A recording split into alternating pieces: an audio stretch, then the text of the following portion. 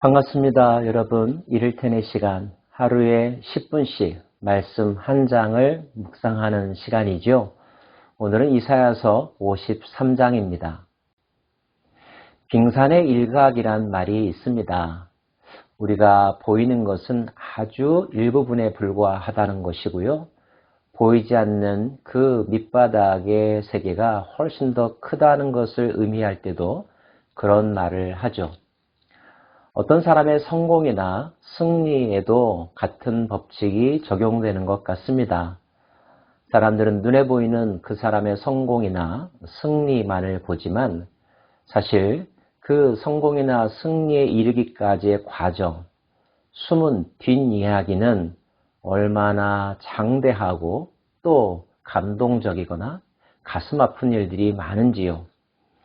우리는 그 내면들을 알아야 그 성공과 승리의 가치도 제대로 아는 것이라고 생각합니다. 동일한 교훈을 오늘 말씀 속에 한번 적용해 볼까요? 52장 본문에서 우리는 하나님의 고난받는 종에 대하여서 살펴보았습니다. 하나님의 종이 궁극적으로 높이 들리고 존귀하게 되고 형통하게 되며 많은 왕들이 그를 경외하는 세상이 올 거라는 거죠. 얼마나 영광스럽고 신나는 일입니까? 게다가 그가 왕이 된 것이 다 우리에게 유익한 것임을 생각한다면 기쁘지 않을 수가 없을 것입니다. 그러나 기쁨만에서 끝나면 안 될 것 같습니다. 거기까지 어떤 과정이 있었는가를 살펴보는 것이 필요하지 않을까요? 대가 없이 주어지는 승리는 없으니까요. 그가 그 승리를 얻기 위해서 어떤 대가를 치루었는지, 어떤 과정을 거쳤는지를 말씀을 통하여 묵상하기를 원하는데요. 그는 주 앞에서 자라나기를 연한 순 같고 마른 땅에서 나온 뿌리 같아서 고운 모양도 없고 풍채도 없은즉 우리가 보기에 흠모할 만한 아름다운 것이 없도다. 그는 멸시를 받아 사람들에게 버림받았으며 간고를 많이 겪었으며 질고를 아는 자라 마치 사람들이 그에게서 얼굴을 가린 것 같이 멸시를 당하였고 우리도 그를 귀히 여기지 아니하였도다. 승리의 자리에 오른 모습을 보면 화려하고 영광스럽고 멋져 보였지만 사실 그 전에 그의 모습은 정반대였었다는 것입니다. 연약하였고 비참하였고 질고를 당하였고 심지어 그 시대의 사람들조차 그를 알아보지 못할 정도였다는 거죠. 아무도 거들떠보지 않는 비참한 인생의 모습을 가졌던 것이 하나님의 종이었습니다.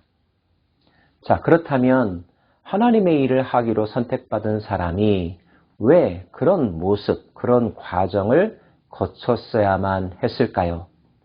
말씀에 그 이유에 대한 설명이 있는데요. 그는 실로 우리의 질고를 지고 우리의 슬픔을 당하였거늘 우리는 생각하기를 그는 징벌을 받아 하나님께 맞으며 고난을 당한다 하였노라. 그가 찔림은 우리의 허물 때문이요 그가 상함은 우리의 죄악 때문이라. 그가 징계를 받음으로 우리는 평화를 누리고 그가 채찍에 맞음으로 우리는 나음을 받았도다. 우리는 다 양 같아서 그릇 행하여 각기 제 길로 갔거늘 여호와께서는 우리 모두의 죄악을 그에게 담당시키셨도다. 그가 질고를 지고 슬픔을 당하고 찔리고 상했던 이유는 그에게 어떤 문제와 잘못이 있어서가 아니라 우리 때문이었고 우리를 대신하여 그런 고난을 짊어진 것이었다는 겁니다. 궁극적으로 여호와께서는 우리 모두의 죄악을 그에게 떠넘기셨다. 그로 하여금 담당하게 하셨다는 것. 이걸 안다면 그의 비참함은 우리가 조롱하고 가볍게 여길 일이 아닌 거죠. 내가 겪어야 할 일, 내가 당할 비참함을 그가 대신 진 것이라는 것. 감사하지 않을 수가 없고 그 앞에 머리를 조아리지 않을 수가 없습니다. 양심이 있는 사람이라면 말이죠. 자, 누군가를 대신하여 고난당하는 일 결코 쉽지 않았을 것입니다. 견디기 어려울 때는 나는 내 잘못 때문에 이런 일을 겪는 게 아니야 라고 항변할 수도 있지 않았겠습니까?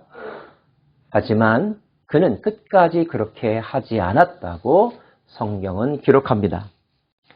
그가 곤욕을 당하여 괴로울 때에도 그의 입을 열지 아니하였으며 마치 도수장으로 끌려가는 어린 양과 털 깎는 자 앞에서 잠잠한 양같이 그의 입을 열지 아니하였도다. 억울함에도 불구하고 답답함에도 불구하고 그가 침묵을 끝까지 지켰던 이유는 말할 줄 몰라서가 아니라 그렇게 해야만 우리가 짊어져야 될 짐을 우리에게 다시 되돌리지 아니하고 그가 끝까지 해결할 수 있었기 때문인 거죠.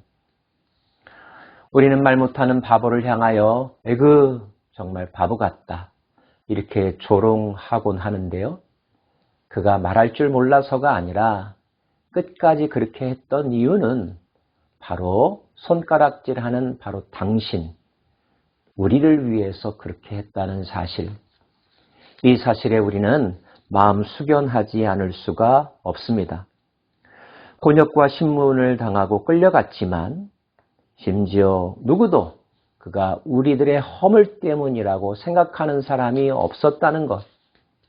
얼마나 외로웠을까요? 얼마나 억울했을까요? 그럼에도 불구하고 그가 끝까지 지켰던 침묵. 그 침묵은 위대한 침묵이며 우리를 살리는 침묵이라고 말하지 않을 수가 없습니다. 중요한 진리가 다시 한번 나옵니다. 10절인데요. 여호와께서 그에게 상함을 받게 하시기를 원하사 질고를 당하게 하셨은즉 그의 영혼을 속건제물로 드리기에 이르면 그가 씨를 보게 되며 그의 날은 길 것이요 또 그의 손으로 여호와께서 기뻐하시는 뜻을 성취하리로다. 하나님이 그렇게 하셨다는 것입니다. 그렇게 보면 그 종이 그 모든 고난을 감수했던 것은 하나님의 명령에 순종하기 위함이었다는 사실을 알 수가 있습니다. 성경은 그가 당하는 그런 모든 과정을 속건제사라고 말하고 있습니다. 번제와 소제와 화목제와 속죄제와 속건제, 레위기에 이렇게 5가지 제사가 등장하죠. 속건제는 무엇입니까?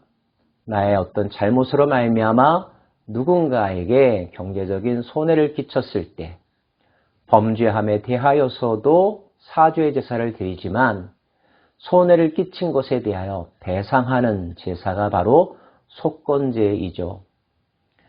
고난받는 종이 고난을 받은 이유는 그 우리의 죄를 대신하고자 함이요. 우리가 사회에 대하여 타인에 대하여 끼쳤던 손해에 대한 배상의 의미도 포함하고 있다는 것. 이 사실을 또한 마음속에 새겨야 할 것입니다. 죄 없음에도 불구하고 이런 모든 고난을 짊어진 종의 순종에 대하여 하나님은 궁극적으로 인정하시고 상 주시고 영화롭게 하실 것을 말씀하고 계십니다. 그가 자기 영혼의 수고한 것을 보고 만족하게 여길 것이라 나의 의로운 종이 자기 지식으로 많은 사람을 의롭게 하며 또 그들의 죄악을 친히 담당하리로다. 그러므로 내가 그에게 존귀한 자와 함께 몫을 받게 하며 강한 자와 함께 탈취한 것을 나누게 하리니 이는 그가 자기 영혼을 버려 사망에 이르게 하며 범죄자 중 하나로 헤아림을 받았음이니라. 그러나 그가 많은 사람의 죄를 담당하며 범죄자를 위하여 기도하였느니라. 내가 그에게 존귀한 자와 함께 몫을 받게 하며 강한 자와 함께 탈취한 것을 나누게 하리라. 그의 순종으로 말미암아 그가 대신하고자 했던 모든 사람들이 죄로부터의 자유함을 얻게 되고 해방을 누리게 되고 다시는 정죄에 당하지 않게 되었으며 하나님 말씀의 끝까지 순종한 그는 하나님이 존귀히 여기는 자의 삶, 모든 왕들이 그 앞에 무릎 꿇게 되는 궁극의 순간에 도달하게 됐다는 것입니다. 그리고 그의 날은 길고도 길 것이라고 영원할 것이라고 말씀하고 계십니다. 우리는 이 고난받는 종의 모습을 그대로 보여주었던 한 인물을 알고 있습니다. 그가 당한 억울함, 그가 겪었던 고초가 얼마나 비참했는지도 전해 듣고 있죠. 그리고 궁극적으로 다시 살아나신 그의 부활에 대해서도 알고 있습니다. 그 모든 과정은 오늘 말씀에 의하면 바로 우리를 위하여 나 때문이라는 사실을 깨닫게 됩니다. 이 사실이 믿어지십니까? 이 사실에 감동이 오고 있습니까? 우리가 예수 안에서 새롭게 태어났다는 말은 바로 이러한 과정을 통하여 우리에게 주어진 큰 은혜의 선물이라는 사실을 마음속에 새길 수 있기를 원하고, 때문에 그 예수님의 은혜를 기억하며 그 예수님을 이 땅 가운데 보내신 하나님의 사랑에 감사하며 하나님이 우리에게 이루고자 하시는 그분의 언약의 성취, 나의 하나님이 되고 그분의 백성이 되는 이 영원한 언약의 성취의 자리에 하나님과 더불어 함께하는 우리 모두가 되기를 원합니다. 기도하겠습니다. 하나님, 우리의 허물과 우리의 죄로 인하여 하나님이 선택하시는, 하나님이 기뻐하시는 당신의 종이 찔리고 상함을 입었다는 사실을 다시 한번 새롭게 깨닫습니다. 내가 무엇이 간데 나를 위하여 이토록 큰 은혜를 베풀어 주셨는지요. 감사하고 감사하고 감사합니다. 은혜 입은 자의 합당한 삶을 살아가기를 소원합니다. 다짐합니다. 성령님 인도하여 주옵소서. 예수님 이름으로 기도합니다. 아멘.